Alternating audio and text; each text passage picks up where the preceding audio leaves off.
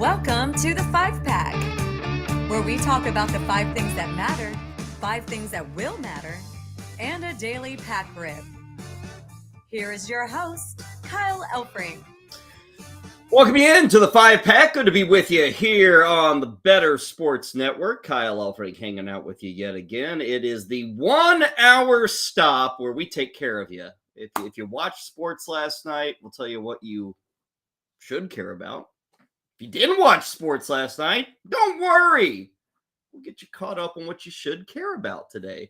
Also, we'll take a preview of tonight's sporting action, and the ever-popular Pack Rip will come your way at the end of the show. Yesterday, we had a fresh new pack.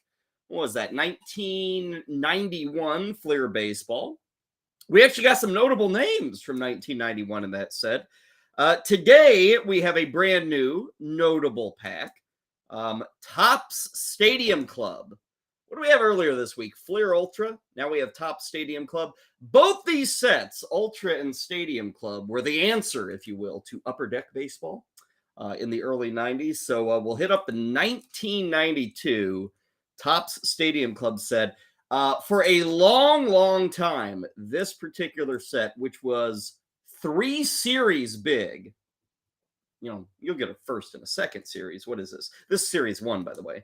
But this set was 3 series big, and this set numbered 900 baseball cards. 900, and that was the biggest set I think that Topps had ever made, and in effect anybody had ever made, for about 10 or 15 years. And I think right around the turn of the century, Topps put out an all-encompassing set that was actually bigger than 900 cards, but 900 cards in this sucker. Needless to say, we're going to have a lot of work ahead of us if we're going to hunt down this set. Only 15 cards come in this pack, but we will get to it a bit later in the show. It is the lunch hour for many of you. I make note of that because as we sit here at 12 o'clock Eastern, if you are headed out for lunch, let me recommend that eat whatever the hell you want for lunch. Why should you? Because today, literally today, is National Eat What You Want Day. So don't listen to your wife or your significant other. Don't listen to your cardiologist, your doctor, whomever. Let go, man. Let be. Today is the day. Go out and enjoy that large pizza that you can demolish in 40 minutes' time, all by yourself. Go out and do it. Go out and get the double quarter pounder with cheese and extra large fries with a full calorie Coca-Cola. Go out and do that today. The day is begging you to do it. National Eat What You Want Day. I'll probably have a salad because I kind of want a salad, honestly. Okay, let's get into the good stuff for today. The 5 things that do indeed matter. What should we be thinking about? What should we be caring about on this Thursday? Well, let's start with the New York Knicks, right? I feel like the Knicks have just kind of been forgotten in this NBA playoff run. They won their first series, but here in the second series, it's kind of been taken over by Jimmy Butler of the Miami Heat, and everybody's kind of written the epitaph of the New York Knicks. Well, not so fast. The Knicks showed up with a victory last night, and most notably, they showed up with Jalen Brunson playing every single minute of game number 5 and kind of dominating every single minute of game number 5. Some space. Always at his pace. Yep. Brunson hit. Nope. Tracked down by Robinson. Cutter. Brunson gets the layup. Randall puts it on the deck. Euros and kicks. Extra. Brunson connects. Leaves it for Randall. The drive and kick. Grimes. Extra. Brunson got him. 74-62. 8-1 run. Brunson drives in and puts it in.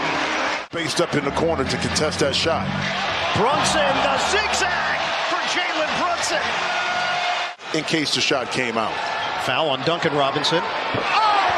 Jalen Brunson got a 3. As soon as you get in the help mode, Robinson is going to be lurking somewhere behind the three-point line. Brunson, pull up. Gets the roll. Jalen Brunson, 38 points. Knicks win rather easily. It was still a game in the fourth quarter, but they pulled away late. They win at 112-103. TNT providing the footage there. Kind of fun to watch. Inside, outside, mid-range jumpers, layups, jacking it up from three. Jalen Brunson looking good. Now, 48 minutes in that game last night. He was not the only Knick, by the way, to play every single minute. Quentin Grimes also played from minute 1 to minute 48. So both those guys playing the entire game, which might be what Tom Thibodeau, the head coach of the Knicks, is going to have to employ for game number 6. Now, everybody still kind of feels that Miami is the favorite here. Perhaps the Knicks just delayed the inevitable. But if you get more of that from Brunson, who also had 9 rebounds and 7 assists, if you get more of that from, say, Julius Randle and RJ Barrett, who combined for 50 points in that game, maybe you got a chance in game number 6. It's going to be Friday night. You can catch it on ESPN 7:30. Miami already is favored by 5.5 in that game. By the way, another stat that stood out for Brunson last night, played the entire game, 48 minutes, only had 1 turnover in that game. I saw a note on Twitter that Jalen Brunson is the first NBA player to play every minute of a playoff game and have 1 or 0 turnovers since way back in 2008. Who was that in 2008? That would have been Ray Allen, who was the last man to do it. So all around great effort for Jalen Brunson. Knicks played pretty well. At least the home fans can walk out of MSG last night and kind of have a good taste in their mouth. You know, they don't walk away saying, oh my God, what another season that ended up circling the drain. We thought we could do it. Oh, no, we can't. At least they leave with a pretty good taste in their mouth. We'll see if the Heat finish things off in game 6. If they don't, we'll be back at Madison Square Garden coming up early next week. Now, speaking of not leaving a bad taste in the fan base's mouth, let's move to our second sports item that matters today. It takes us to the world of the NHL. They, of course, also are in the midst of round 2 of their playoffs, and we were thinking that maybe we could get a clincher tomorrow. Last night down in Florida, the Panthers were up 3-0 on the Toronto Maple Leafs. We talked about it on yesterday's 5-pack, and we said, hey, Leafs, hey, studs, why don't you try scoring some goals? Because none of those offensive studs have been able to score in the first 3 games of this series. Well, in game 4 last night down in Florida, a couple of those goal-scoring studs finally got out of the 0 when it came to the goals scored column. Now Marner's got some room. Works over the line for punting. Second unit starts to caught it first. Scores! William Nylander has the goal that opens the scoring in game 4. While you're looking for a break, you got it there. That puck hits off John McIsaac and goes right to the front of the net. Lundgren advances. Back in for Marner. Centers in front. But O'Reilly couldn't handle the hot pass. That's Bobrovsky's stick. And Forsling able to hand it back to the goaltender. Scores! Marner the shot! And it deflects in to the Leafs. Lead by... First goal of the series for William Nylander. First goal of the series for Mitch Marner. And what do you know? The Leafs, they show a little backbone, show a little heart. They get a 2-1 win on the road in Florida. Obviously, I think coming out of that game, the national storyline is, okay, these guys who weren't scoring, they finally showed up, got a big win. Series is going back to Toronto. Do not forget the rookie goalkeeper, Joseph Woll, filling in for the injured Ilya Samsonov. Joseph Woll stopping 24 of 25 shots in that big win. We'll see what the status of Samsonov is. Game number 5 is coming up Friday. Again, they're back in Toronto, 7 o'clock Eastern. You can catch that game on TNT. Maple Leafs, by the way, are a money line favorite coming up in that game. They're a big money line favorite. In fact, minus 180 to win game 5. So the Vegas expectation is that this series is going back to Florida. The series odds, though, are still tilting very heavily towards the Florida Panthers. Remember, they're still up 3-1. Odds right now, I have Florida at minus 425 to win this series, and the Leafs are at plus 320. So a travel day today, and again, back in Canada for Game 5 tomorrow. Let's go to the world of baseball for our third thing that matters today. We have spent previous weeks here on the 5-Pack talking about the surprise that is the Pittsburgh Pirates. Well, I come to you today with the other side of the coin. Eventually, the Pittsburgh Pirates go back to doing what the Pittsburgh Pirates know and love. Yesterday, taking on the Colorado Rockies, trying to avoid another loss. They've lost a lot of games. In fact, going into yesterday against the Rockies, they had lost 8 of 9 games. Here is how yesterday's game ended in Pittsburgh. To their final out against Pierce Johnson, Ji-Hwan Bae. And he lines it toward the gap in left center field. That gets down. Castro going to be held by Robello. It's a double for Bae with 2 outs. Man, I thought that had to be a tough call for Robello. Yeah. Really tough call. What would you have done if you're the third base coach? I mean, all those things the third base coach has to think about really ahead of time. Well, right about now, the throw is coming in as he's coming to third. So if it had been a good relay throw to the plate, I don't see how he could score. So Palacios just got called up yesterday. Tying run at third, winning run at second, 2 outs in the 9th. 3 and 2 on Palacios. He's got him, and the Rockies win it 4-3. AT&T Sportsnet providing the footage there. Pirates lose again, so it's now 9 losses in their last 10. They just finished off a homestand. They're going 1-5. They will be on the road this weekend. They're off today, but they will be on the road this weekend in Baltimore. Now, the good news for the Pirates is somehow, some way, they are still in first place. So here we are on May the 11th, and I think everybody's kind of shocked. The first place Pittsburgh Pirates. So, hey, congrats to them. They're half game up on Milwaukee. I'll say this, 2 things. Watching that highlight, because everybody loves it to second guess this. I watched that highlight on the double, and you see the runner, in effect, wanting to come home on that double to the left field gap. He got the stop sign from the third base coach. I watched that replay a couple of times. I'm not going to call out the third base coach there. I think he made the correct decision. Obviously, the game didn't end up the way they wanted. I am usually a strong proponent of sending the guy. I am a strong proponent of forcing the defense to make a play. Yes, I get it's the big leagues, but when you force these guys to make plays, they're not perfect. They can make mistakes. And so you look at that play there, you're forcing, if you send the guy home, you're forcing the shortstop to make a pretty good throw, but he doesn't have to make a great throw.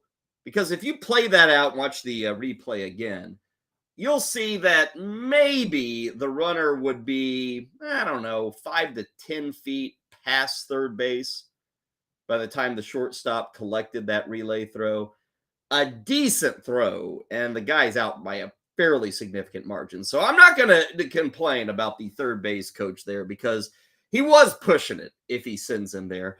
I will complain about the Pittsburgh Pirates offense. Now, they get 3 runs yesterday. They still lose 4-3. Check this out. That is the first game since April 29th that the Pirates offense scored more than 2 runs. That's like a run of 11 games or so. So this offense has gone silent.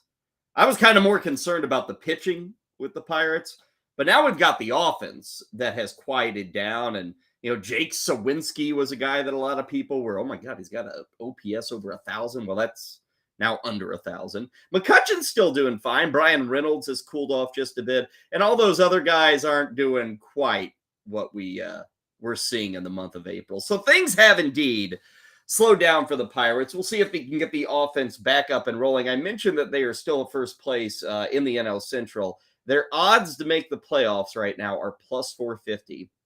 Their odds to win the NL Central, the Pirates, who are currently in first place, plus 750. They are the 4th pick, according to the odds makers, to win the NL Central. Milwaukee's ahead of them. The Cardinals are ahead of them. Chicago is ahead of them. Nobody else who's sitting in first place right now is near a plus 750.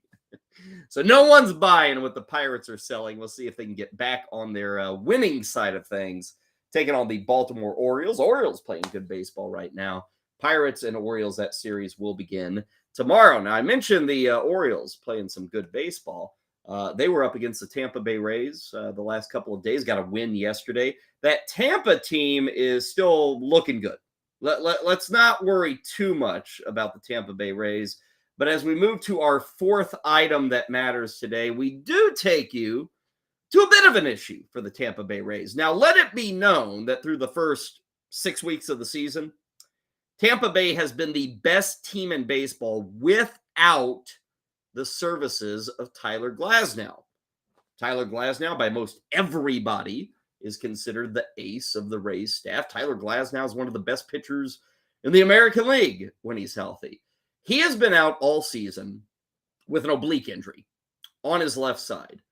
Last night, pitching for the Durham Bulls, the AAA affiliate of the Tampa Bay Rays, Tyler Glasnow, in his second rehab start, left after just 11 pitches.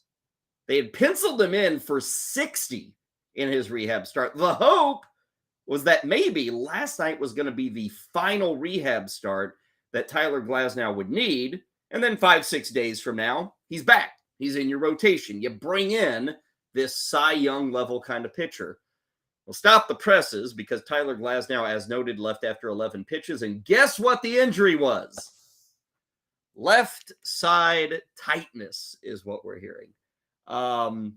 Pretty well an injury, if you want to call it that, in the same spot he's been rehabbing for 6 or 7 weeks. Now, they are not saying it was a painful thing with Glasnow. They are just saying, oh, he didn't feel right. Like I said, they termed it tightness. I'm just going to say, when it's the same area that you tried to have been working on for 5, 6, 7 weeks, I'm raising my concerns. I'm not listening to the team on this one. Besides that, an oblique injury, we say this all the time, kind of like a hamstring. It can feel great. You feel good. You've taken 4 weeks off. You've done a bit of training. Oh, it feels fine. You don't know until you try to push, until you try to do it again. It's kind of like recovering from Tommy John and trusting that right arm again or trusting that tendon again. The oblique is very susceptible to being re-injured.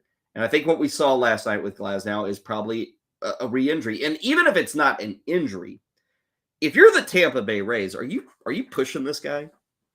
I don't think you are. Your major league team is doing good. Best team in baseball, best record in baseball.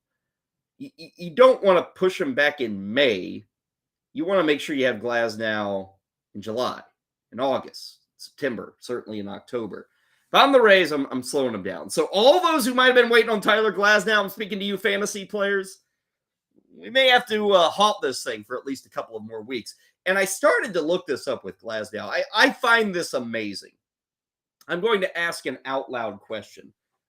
Even though you're probably sitting by yourself, you can answer this out loud if you want to risk embarrassment. Give me a guess. How old do you think Tyler Glasnow is? How old do you think Glasnow is? I'll give you a second or two. Glasnow is going to turn 30 in August. My bet is many of you missed that. Maybe you got it. If so, congratulations. There is no prize. But Glasnow is going to be 30 in August. I bring this up because this is mind-blowing to me. And this speaks to pitching. This speaks to Glasnow. It speaks to everything. Tyler Glasnow has thrown 606 innings in the minor leagues in his career. 9 seasons. 9 different seasons. This guy has pitched in the minor leagues. He's over 600 innings. In the major leagues, he has thrown in parts of 7 seasons. Now, if he pitches this year, he'll make it 8. But in those 7 seasons, 406 innings. Can we all, let's listen to this. Just listen to my voice. We have a pitcher who will be 30 in 3 months, who has thrown 606 innings in the minors and 406 innings in the majors. That's not the way it's supposed to work. That's dangerous, my man. That's kind of awful. Speaks to where we're at in 2023, this ace level pitcher is nearing 30 and has 50% more innings in the minor leagues than he does in the majors. Crazy. And it speaks to the injury issues that Glasnow has been battling. We'll see. Again, the Rays say it was a tightening, didn't feel right, not really a re-injury. But the fact remains, it's in the same area that he's been rehabbing. Tyler Glasnow has a history of this stuff. I don't think we're seeing Tyler Glasnow at a major league stadium anytime in the month of May. Let's move to our fifth item. Fifth item comes to us from Jacksonville. Have we even mentioned Jacksonville in the month plus that we've been doing the 5-pack? I don't think so. But we're going to break that lull. We're going to break that drought right now here on the 5-pack. Jacksonville Jaguars. Probably one of the, I don't know, is this fair? Are they the most unstable franchise in the NFL? Not like an Oakland A's or a Tampa Bay Rays, but we got 32 teams in the NFL. All of them pretty well sell out. All of them have good situations. Hell, it's the NFL. They're all doing fine. Nobody is trying to build a new stadium or else we're leaving town. Jacksonville's probably that team. Jacksonville has been playing games in London. Jacksonville has been struggling to sell out home games. Now, it's getting exciting. Trevor Lawrence and ETN, they had the playoff run last season. So there's a little bit of momentum. Right now in Jacksonville, they are talking about doing a very thorough and very in-depth renovation of their current stadium. And everybody agrees that it needs it. But yesterday, over on 1010 XL Radio out of Jacksonville, they're the Jaguars local affiliate. They're the big sports radio behemoth there in Jacksonville. They had the mayor come on the show. What's his name? Lenny Curry, which is a funny name for a mayor. Lenny Curry sounds like a mayor of Springfield on The Simpsons. Taking over for Mayor Quimby. Lenny Curry is good. He's the mayor of Jacksonville. He joined the sports radio network yesterday, 1010 XL, out of Jacksonville. We're going to pull a little audio from that interview. Here is the mayor talking about this renovation and the fact that this thing's going to take 2 years, probably 2025 and 2026. During those 2 years of renovations, they don't think the Jaguars are going to be able to play home games. So the question becomes, okay, where are you going to play?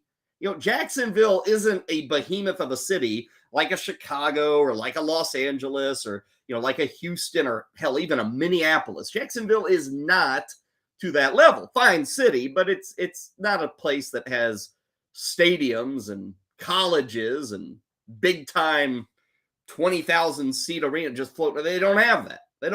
So the mayor was asked, okay, well, where are the Jaguars going to play while you do this 2-year renovation? And here's what he said on XL Radio.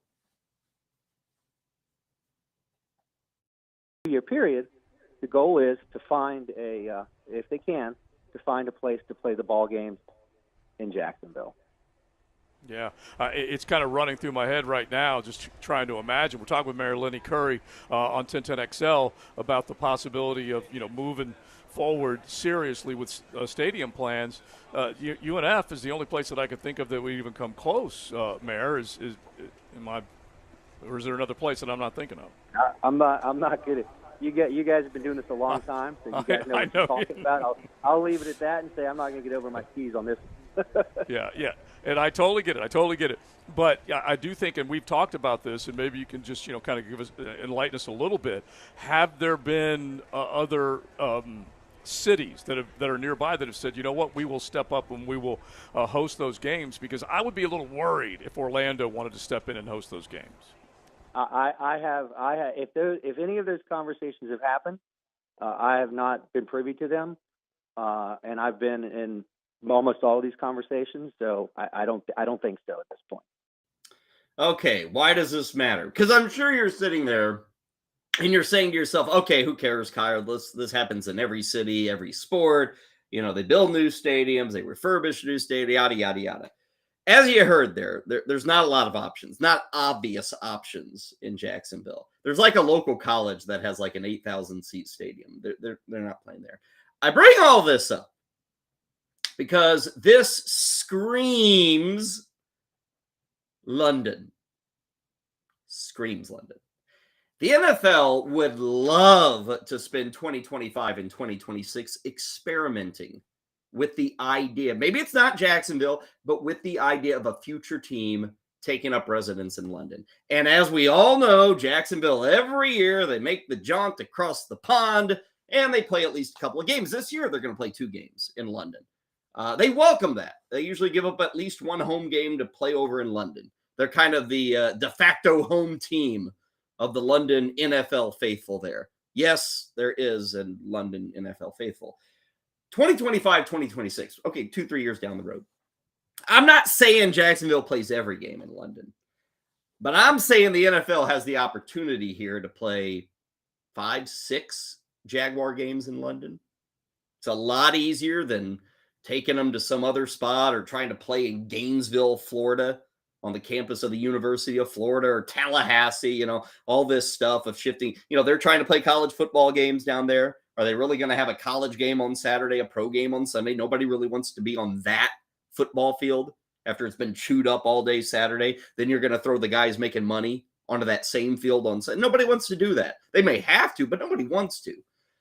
This actually makes sense for the NFL to get in on this. And I guarantee, even though the mayor says, oh, those conversations haven't happened, and I've been pretty well privy to all the you haven't been privy to Roger Goodell's conversations. You're the mayor of Jacksonville. Not yet. We'll get you involved later.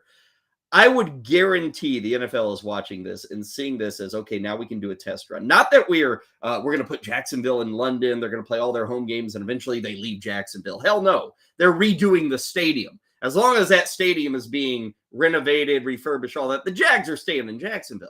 But the NFL gets the opportunity in 2025, 2026 to see how it might work. Can we schedule games in London?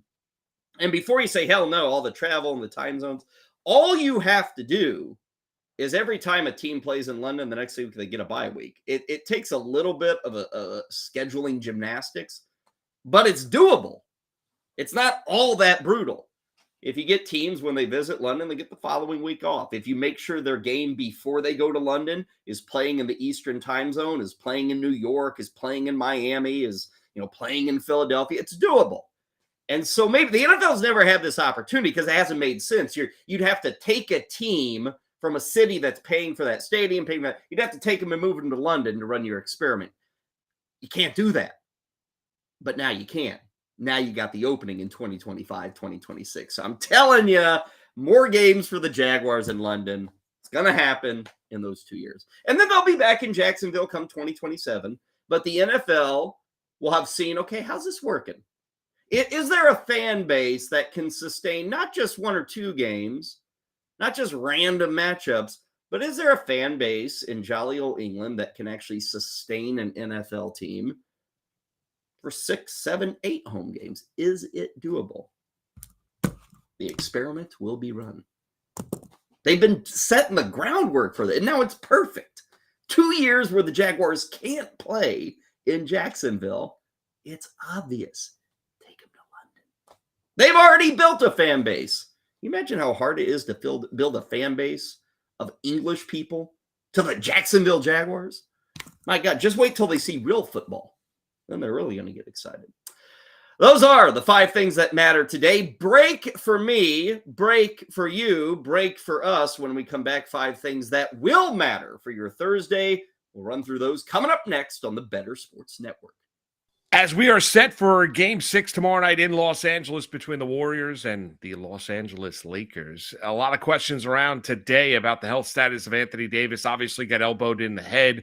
Reports by Chris Haynes that he had to be wheelchaired off and all of these things. And hopefully Anthony Davis did not suffer a concussion, because if he did and he is unavailable tomorrow night for the Los Angeles Lakers, then I have every confidence in the world that this series is going to get back to Golden State for a pivotal or decisive Game 7 in one of the Western Conference semifinals. Even though Golden State's not as good as defensively as they once were, and maybe they don't hit as their outside shots as consistently as they once did, and Jordan Poole has absolutely disappeared in this series. The Lakers have been the better team so far in this series, but Anthony Davis, as Keith and I have talked about on Moose and Keith on the Better Sports Network, Anthony Davis has been the most important player in this series because he's an impossible guard if you're the Golden State Warriors. And if he's not available, then that does even the playing field here moving forward. So his health status, a big-time key. If you're a Laker believer, you best believe that he has to be available. You win this in 6. If you're the Golden State Warriors, well, you're going to bank on that championship pedigree,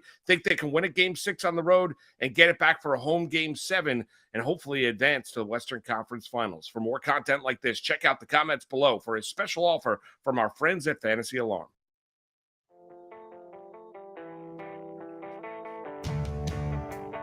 Welcome back to the 5-Pack. Next up, the 5 things that will matter. Here's Kyle Elfrink.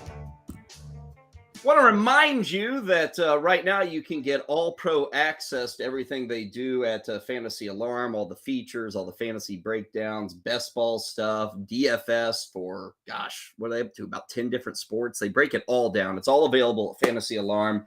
Right now you can get 50% off your first 6 months at Fantasy Alarm. Just make sure you use the promo code ALARM50.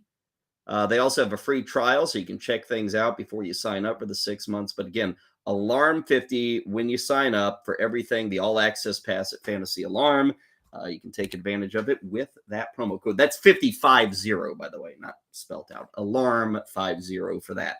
Kyle Elfrink back with you. It is the 5-Pack coming up in just a bit. 1992 Top Stadium Club. We'll celebrate a little old-time baseball. It's weird calling it old-time baseball, but it is. It's over 30 years ago. So we'll do a little bit of that coming up. But right now, it is the 5 things that will matter. And I got to admit, I don't believe we've ever done this in 5-Pack history, but the first 2 items are actually 2 for 1 because they kind of deal with the same story. It's a big story.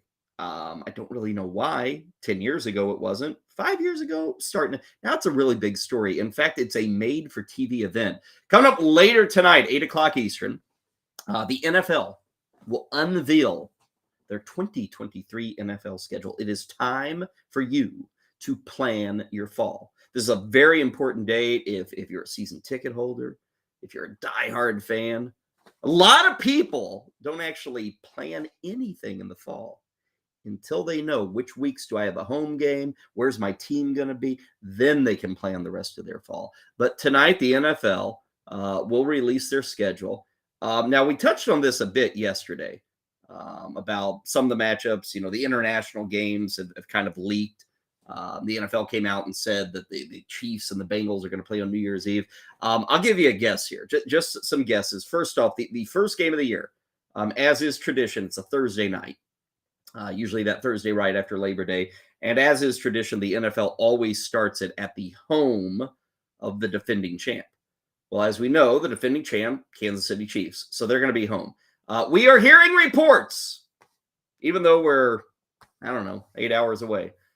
We are hearing reports that the opening matchup for the entire season, week 1 of the year, Thursday night, Chiefs hosting Lions. That's what we're hearing at Arrowhead. I get it. It's fine. I was talking to Heather Klein, our producer, about this earlier. I get it that the Lions are kind of an up and coming, but what's interesting about this is for a lot of fans, general fans, not the diehards, not you, not me, not the fantasy player, but for a lot of people, it's like, Detroit? Really? The Lions? Huh?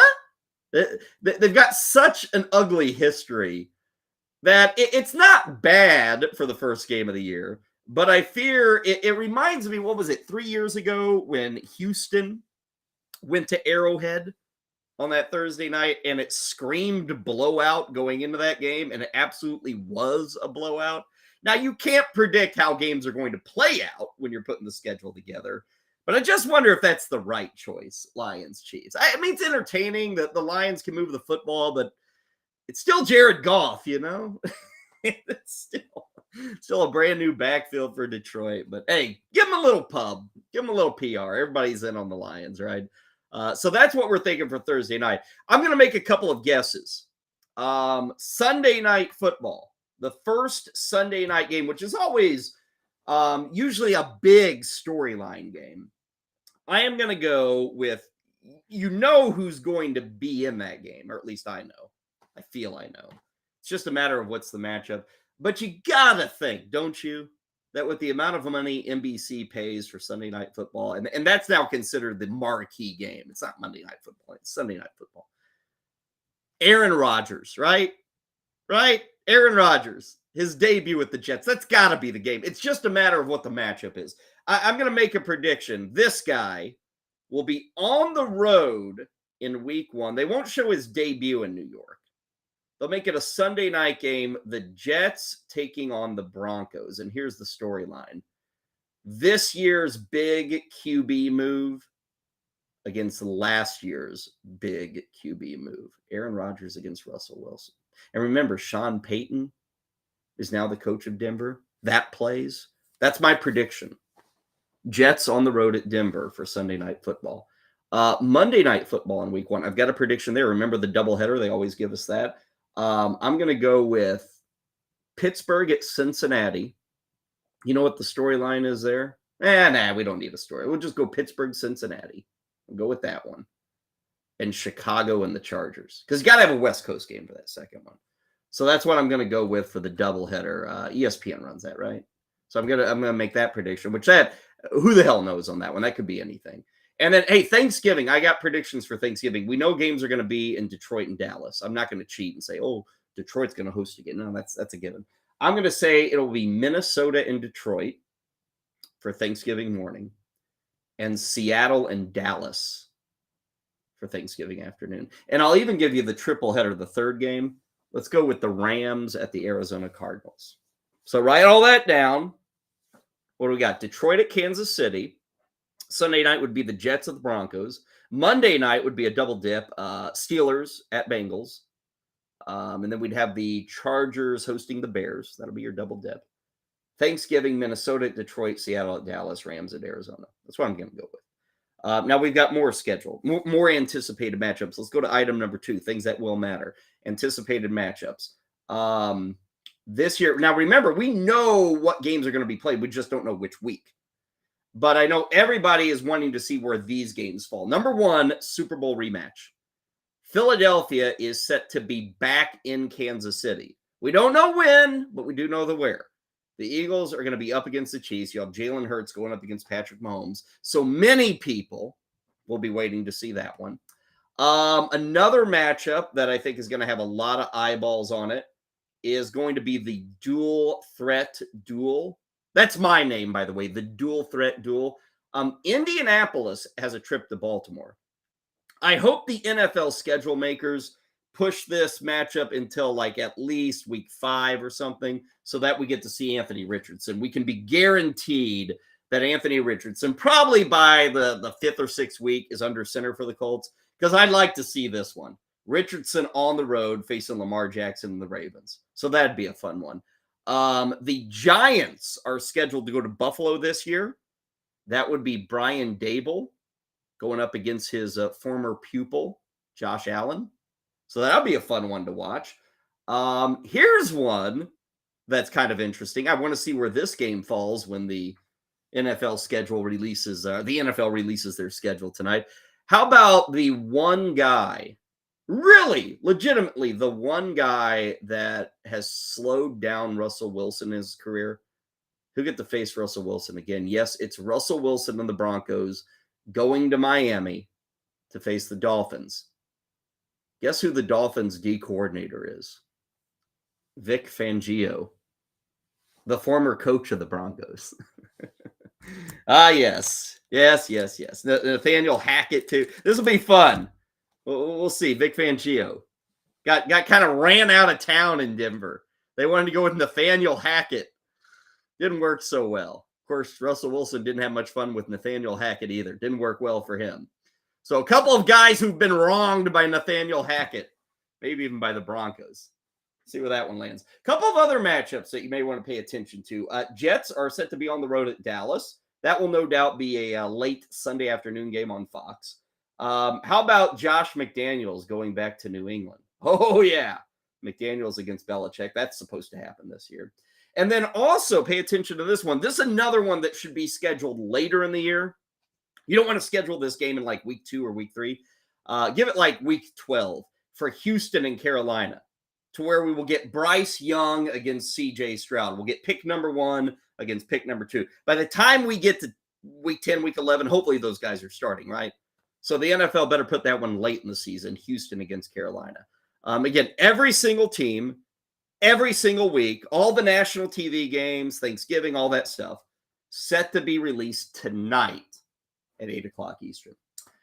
Let's go to our third thing that will matter. You just heard Mark talking about it in the break. It's the status of one Anthony Davis.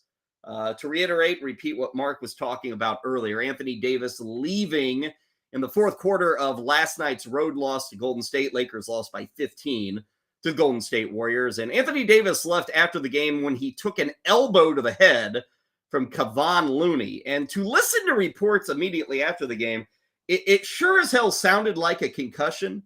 Now, what we are hearing at this very moment is that the Lakers believe that AD avoided the concussion. But according to reports, he needed a wheelchair to get to the exam room. He was kind of staggered walking off the bench on his way to the locker room. It didn't sound good for Anthony Davis, but then late last night, the Lakers came out and said, initial reports say he's fine. I bring this up because if we hear today that he's in any kind of protocol, you pretty well aren't going to have Anthony Davis for Game 6. You're just not. And Game 6 is scheduled for tomorrow. It's in Los Angeles. Lakers have a 3-2 lead on the Golden State Warriors. Mentioned that Golden State got a big win last night. They took care of business, win by 15. For that Game 6, which is tomorrow night, it is a 10 o'clock tip-off on ESPN. Right now, the Lakers are favored by a bucket. So this series has been fairly good. I don't think, Game 1 was the best of the first 5 games. The other 4 games have kind of been so-so. We'll see if we can get a classic Game 6 and maybe Game 7. We're at least leading into the late stages of a 7-game series. Lakers are still pretty big, heavy favorites on the money line to take the series. They're minus 235. Golden State is plus 195. But again, the key today is where do we stand with Anthony Davis? Are we talking concussion? Are we talking protocol? Because if we're doing protocol, I don't think Game 6 is happening for Anthony Davis. And then you have to wonder about Game 7, too. That would be, I believe, on Sunday back in Golden State. Warriors would be in front of their home fans. Maybe no Anthony Davis. So a lot riding on that one. Our fourth item that matters today, we're staying in the NBA. Tonight, it will be Game 6. Boston is on the road in Philadelphia. We talked a lot about Game 5 yesterday. The Celtics, in effect, laid an absolute egg in front of the home fans in Game 5. Everybody's been complaining about the energy. There just didn't seem to be any awareness of the situation. The Celtics have had a lot of that over the last 2 or 3 playoff years where they've been in front of the home fans. They just haven't brought it. They now trail this series against Philadelphia 3-2. They are facing elimination tonight. Game 6 is tonight, 7:30 on ESPN. Jason Tatum has been receiving a lot of criticism, and he was asked following Game 5, how do you reboot and make sure that Game 6 is different against Philadelphia? Go out there and compete. It's just not put too much pressure on ourselves, right? Go out there and follow the game plan, try to relax. I think we were a little tight today. So go out there and relax. Obviously play hard and things like that, compete on both ends and play the right way. It's no secret answer. Watching that press conference, I'm like, I am so glad I don't have to do that anymore. Press conferences. Jock talk. It's painful. Did he say anything there? I don't think he did. I will tell you, the Celtic fans may not believe in Tatum or Boston. Vegas does. Vegas believes in the Celtics. They may be the only one who believes in the Celtics. Right now, Boston is a 2.5-point favorite in this game. Last night, they were 1.5. There is a ton of money coming in on the Boston Celtics tonight. Now, again, you ask anybody who watched Game 5, they're like, hell no. No way am I taking Boston. Wise guys are favored by 2.5 tonight. Philly has not made an Eastern Conference final since 2001. That's all the way back in the Allen Iverson glory days. So they're trying to get back, 22 years for the first time in the Eastern Conference Finals. I will say, key tonight, as you watch this game, it's that energy I speak of. With Boston, it's pace. They got to race up and down the court. They got to move it. Philly has done a wonderful job, especially in Game 5, of just slowing it and working it through the post and working it to Embiid and eating up the shot clock and taking shots with like under 6, 5, 4 seconds on the clock. Boston, you can't really control what Philadelphia is going to do with the shot clock. You can control what you're going to do. And if you're more apt to push the pace and race up the court, that's better for the Celtics. That's what they need to do. They didn't do any of that in Game 5. So that's going to be the key tonight. Again, 7:30 this evening. And yes, Boston is a slight favorite, 2.5 points. That's pretty big considering how this series has gone and the fact that they are on the road tonight against Philadelphia. Fifth and final thing that you need to care about for tonight, that will matter for tonight, it is Tampa, New York, Part 2. Last weekend, Yankees went down to Tampa, an early AL East showdown. This weekend, beginning tonight, the Tampa Bay Rays return the favor to the New York Yankees. It's the first of 4 in the Bronx. They will play tonight. What do we got on the pitching pairing? It is going to be Drew Rasmussen against Domingo Germán. 7:05 for the first pitch. Aaron Judge was not in that series last week in Tampa. Of course, he came back against Oakland. What do you know? The Yankees picked up a sweep against the Oakland A's, and Judge talked about the chance to maybe make good on the 4 home games against the Rays this weekend. You know, we could have easily been swept that series. You know, we easily could have swept them. You know, it was just kind of a back and forth series. You know, they take the lead, you know, we come back, and they take it back again. You know, we tie it up. It was just kind of a back and forth series where both teams were really, you know, grinding at bats. You know, guys were getting dirty, guys were making plays. You know, pitchers stepped up when they needed to. It was a fun series. You know, it's a series you want to play in. So, you know, we're definitely looking forward to the 4 games we got at home with those guys, man. It's gonna be fun. Yes Network providing the thoughts there of one Aaron Judge. I mentioned the start time tonight. It's 7:05. Tomorrow it is 7:05 as well. Garrett Cole's going to be on the hill. Saturday afternoon, 1:05. Shane McClanahan looking to go to 8-0 on Saturday afternoon against the Yankees. And then I got to say, I have an issue on Sunday. Got a big issue. Right now, Yankees and Rays at 1:35. Now, far be it from me to say we need the Yankees on for Sunday night baseball. But come on. Why is that game not on for Sunday night baseball? You know what you get on Sunday night instead of Rays-Yankees? Cardinals-Red Sox. No. And I get it. You schedule things out. You want to maintain. No. You're baseball.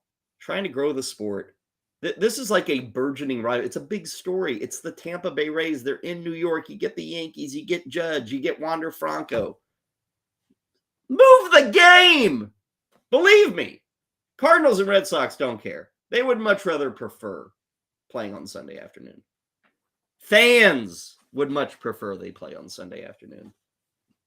Why is baseball not adjusting this game? Make it Rays-Yankees. And again, I know we see too much Yankees in prime time, but that's the fact of the matter. That's who brings in the numbers. And now you've got this opportunity. These 2 teams don't play again until like September. It's a long wait, I think. So show them. Put them on Sunday Night Baseball, not at 1:35 on a Sunday afternoon. Come on, baseball. Anyway, tonight you can catch them in prime time. 7:05, game 1 of 4 between the Rays and the Yankees. Right now, New York is 8 games back. Remember, they were 10 back. What was it? Coming out of Sunday's game? So they're only 8 games back. Tampa still has the division winning odds in their favor. They're minus 160. New York is plus 475. That's to win the division in the AL East. By the way, Baltimore, who's only 4.5 games out, right now, the current odds, plus 1,200 to win the AL East. It's a long shot, but not a bad one with the way the Orioles are playing. Have fun tonight, Rays and Yankees. Break for us. Final one of the day. Pack Rip is next on the Better Sports Network. NFL schedule releases here, and boy, do we have in the opening Thursday night. The Kansas City Chiefs open up as 7-point home favorites versus the Detroit Lions. And I'm sure you're thinking to yourself, the who? That's right. The Detroit Lions are playing in the first premier game of the NFL season. Now, you must be thinking to yourself, oh my goodness, the NFL is buying the Detroit Lion hype. Slow down. The Detroit Lions had a top 5 offense last year. The Kansas City Chiefs had the best offense in the NFL. So the NFL is clearly telling you in their premier game that they are putting offense front and center. Fantasy football fireworks from the jump in the NFL season. Patrick Mahomes, Isaiah Pacheco, Kadarius Toney, Sky Moore, Jared Goff, Jahmyr Gibbs makes his fantasy debut in the first game of the NFL season. So shout out to the NFL for acknowledging the importance of points being scored and the importance of fantasy football. Curious about your comments? Leave them in the comment section below. And while you're down there, check out a special offer from our friends at Fantasy Alarm.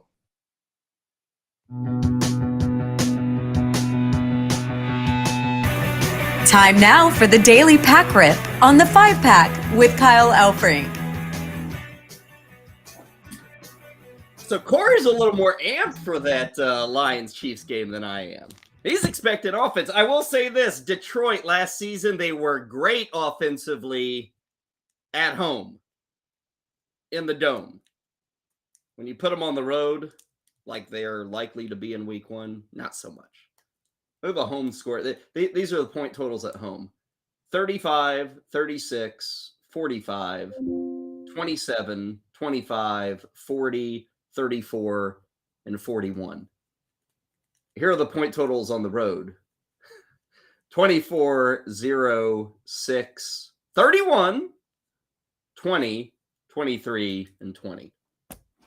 Not to say they can't score on the road, but last year they didn't score on the road. They were a home product, those Detroit Lions. Okay, let's get to our pack rip. Reminder, today is the last day. Retweet our pack rip via Twitter at Better Network. Give it a retweet, and you are qualified to win this Michael Jordan 1992 Upper Deck All-Star Checklist card. It's actually worth something. We pulled this a few weeks back. We'll give it away tomorrow. So retweet, we'll randomly choose somebody, and you will get a free 1992 Upper Deck card. Okay, speaking of 92, Topps Stadium Club. This is year number 2, by the way, of Topps Stadium Club. As noted, 900 cards in this pack. There really is not much worth anything. As usual, Ken Griffey Jr., yeah, that's worth something. I saw an interesting bit of trivia. Card number 1 in this set was Cal Ripken Jr. On the back of the card, they misspelled Ripken. Going to be a long year for making baseball cards if with your first card, you misspell the name of like one of the best players in baseball. Cal Ripken. I think it was Ripkin. Of course, as we all know, it's Ken. Okay, it's year number 2 of Stadium Club. These are borderless cards. No border here. No yellow monster to scare you off. Pretty sharp cards. Really good photography. I mean, back for 1992, they were still pushing this Kodak thing. See that at the bottom?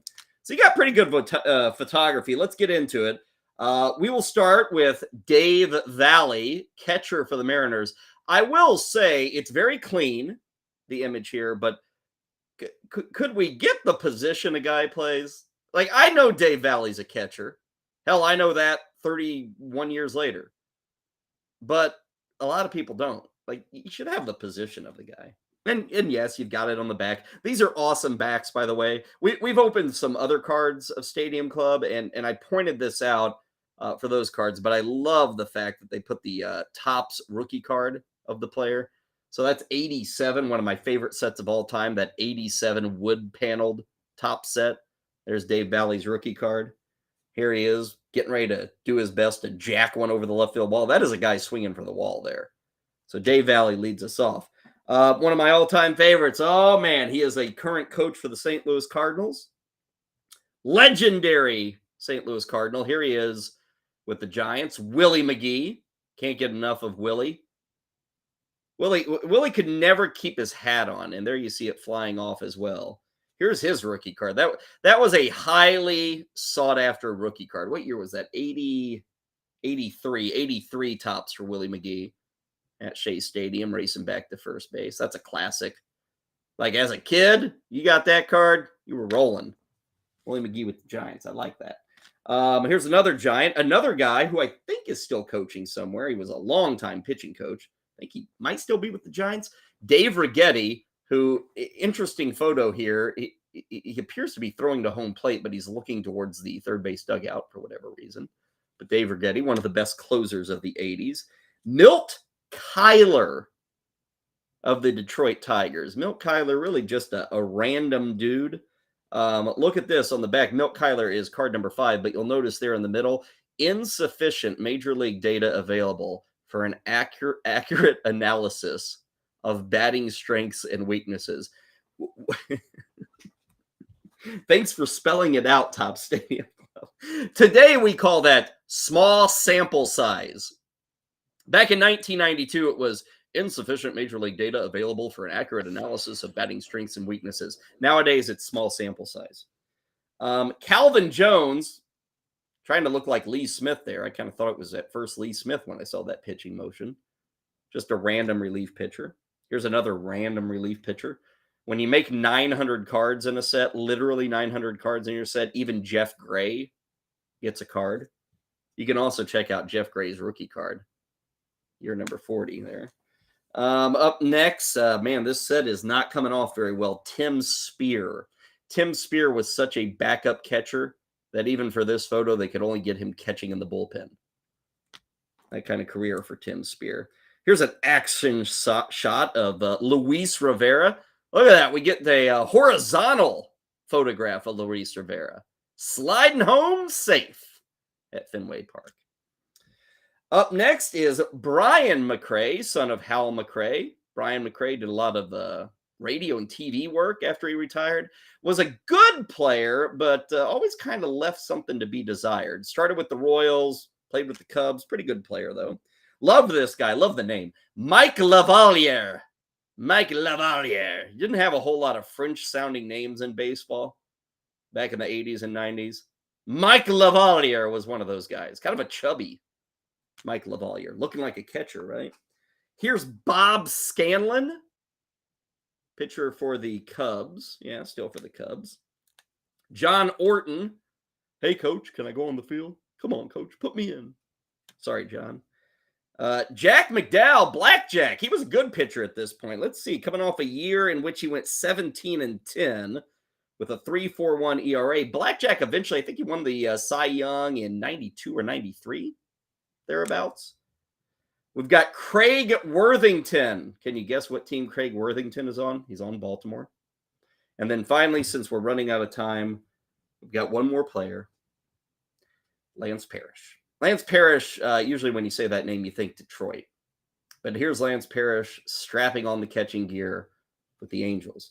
And check out his rookie card. He got the 4-pack back in 1978. Who else is on that card?